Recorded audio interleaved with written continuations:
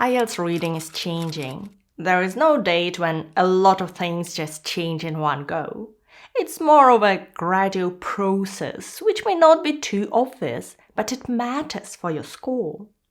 It's still 60 minutes, still 40 questions, and you still need roughly the same number of correct answers to get a certain band score. But two things have shifted.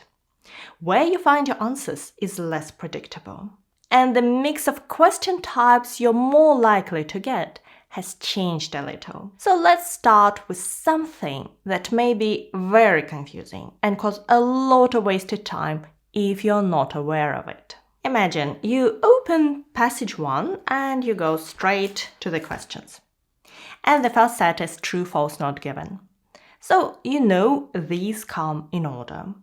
So the process feels simple. You read question 1, you find the answer in the passage, then you read question 2, keep on reading the passage, and so on.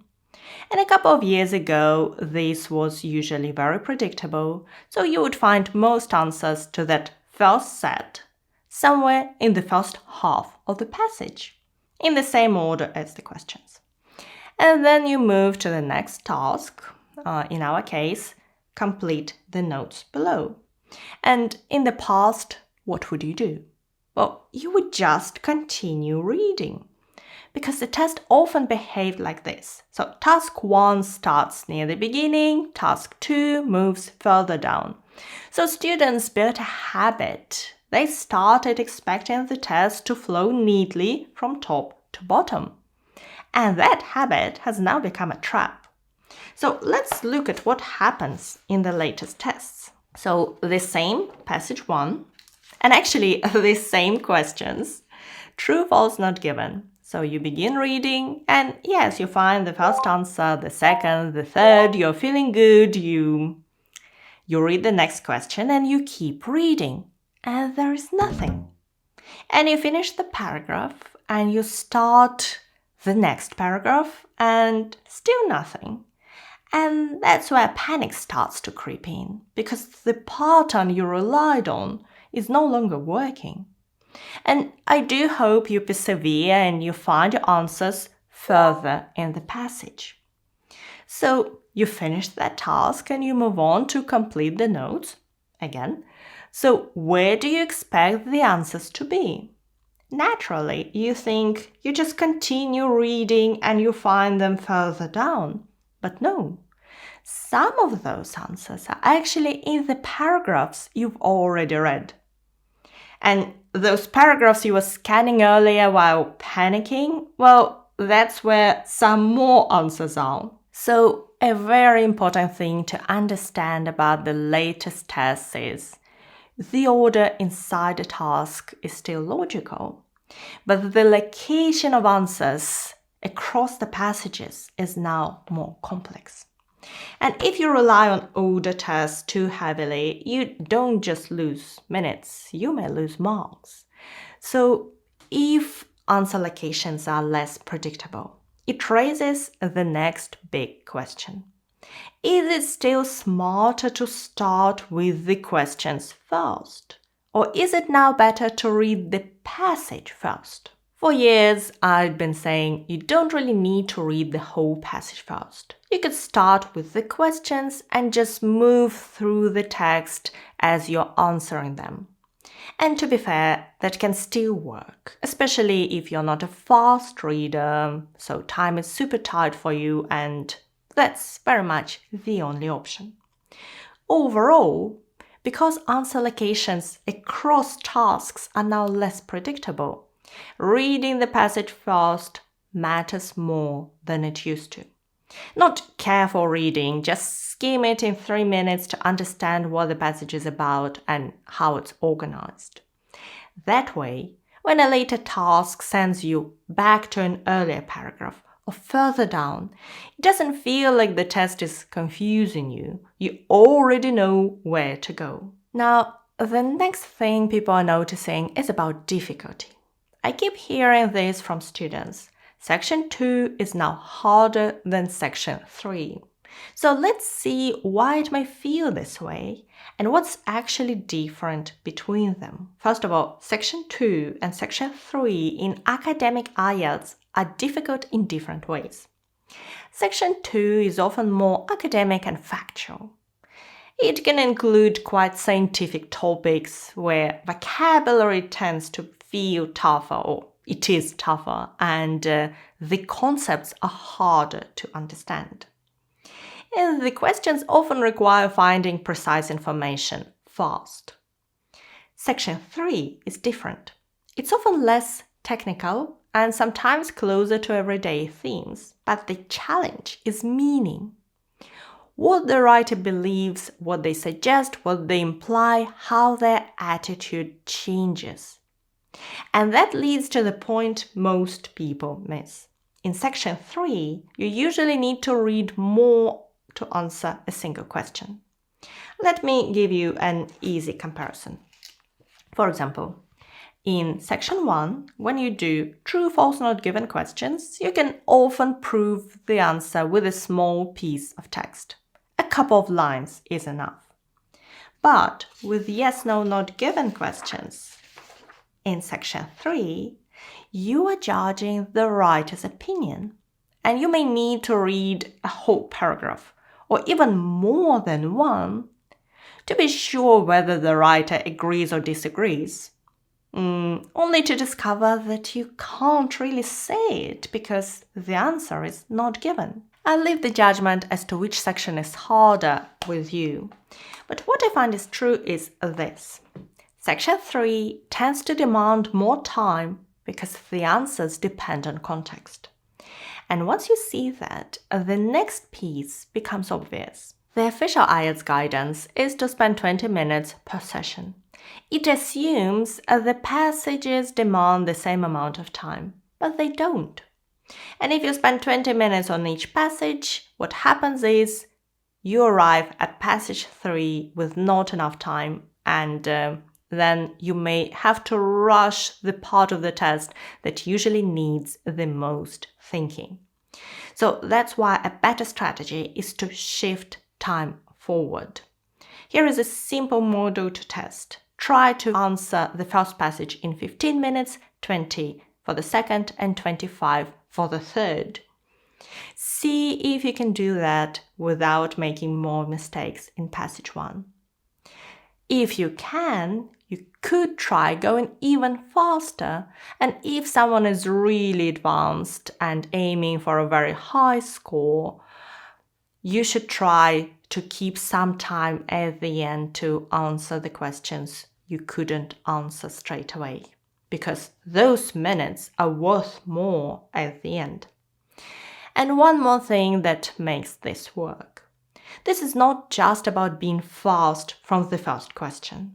It's about using your time smartly and not getting stuck. If a question is taking too long, make your best decision, move on, return at the end if you still have time. Now that the timing is clear, let's talk about the question patterns. There are no brand new question types, but the mix has shifted, and knowing that changes how you practice. So first, a quick reminder. Some tasks are as popular as ever. You absolutely must be good at them. These are true, false, not given, yes, no, not given, filling the blanks or find missing words, and multiple choice. Those are not going anywhere. Now, here is the trend I'm seeing in recent tests. Matching headings is less common, although it's still used, just not as often as some time ago. Matching paragraph information is more common, a lot more common, and matching sentence endings is also more common. And these are exactly the tasks where students lose the most time if they use the wrong method. So let me describe the difference and the quick strategy for each. We're just going to touch on the main differences and the key things to know, because I do have in-depth videos with 4 strategies for all the reading and listening tasks. I publish them absolutely for free on YouTube, and you can find those videos in my free IELTS study plan, which I'm gonna link below. And now let's look at our strategies. Let's start with matching headings and see how it's different from matching information tasks. So matching headings is a main idea task. You're not hunting for one detail. You're choosing the best summary of the paragraph's overall message. So read the whole paragraph and then compare it to different headings. When you think there is a match, consider, is this the main idea of the paragraph? That would indicate that's the answer. Or is it a supporting idea or a detail? That would indicate the wrong answer. Now, matching paragraph information is different because this one is about specific information. You're locating where a particular piece of information is. First of all, underline the keywords in each statement and predict synonyms. And then start working through your passage. Read the first paragraph, scan to locate information, and then read that part carefully for detail. For both matching headings and matching paragraph information, remember that answers are not in order. So you start with the passage. You read one paragraph, you see if you can match it to an answer. Maybe not. Read the next paragraph, try to match it, and work your way through the whole paragraph this way. And then return to the questions you couldn't answer the first time round. Matching sentence endings is different, and it's used a lot more often these days.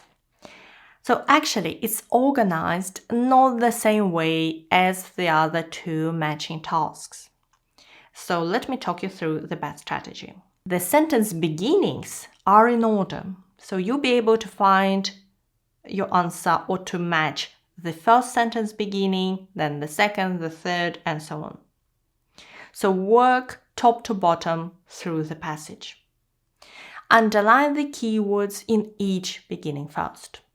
Find the relevant lines in the text and expect paraphrasing. And match the ending using meaning and grammar, not just word matching. And cross out endings you've used. And also remember that some endings will not be used. Now, the part that decides most reading scores is not the exam day. It's how people practice at home. And if someone prepares mainly with older materials, they often try for a slightly outdated version of the test. And then in the real exam, the same question types appear, but the test behaves slightly differently and it feels harder than it should. So the best bet is simple. Base your practice on the latest official Cambridge IELTS tests because they reflect the current patterns much more accurately. And one practical thing we should discuss that can save you from some easily avoidable mistakes. In IELTS on paper, answers are now written with a pen, not a pencil. So corrections are harder. Here is what you should do. Answer in the booklet while you read. And then after each passage, transfer those answers to the answer sheet straight away. If you can't answer a question quickly, leave it blank, keep moving, come back at the end. And that keeps the answer sheet clean, and at the end of the test, most of your answers are already there. You don't have to rush to transfer everything. If you take your IELTS on computer, then you simply select your answers straight on the screen, or you drag and drop them in matching headings and matching information tasks, so you don't have to worry about making corrections or transferring your answers. And now you know all this, the best next step is to learn the strategies for the most common types of tasks. And matching paragraph information is the task I would recommend starting with. In this video, you can learn everything you need and practice with me. Thank you so much for watching me today. Good luck with your preparation and your exam.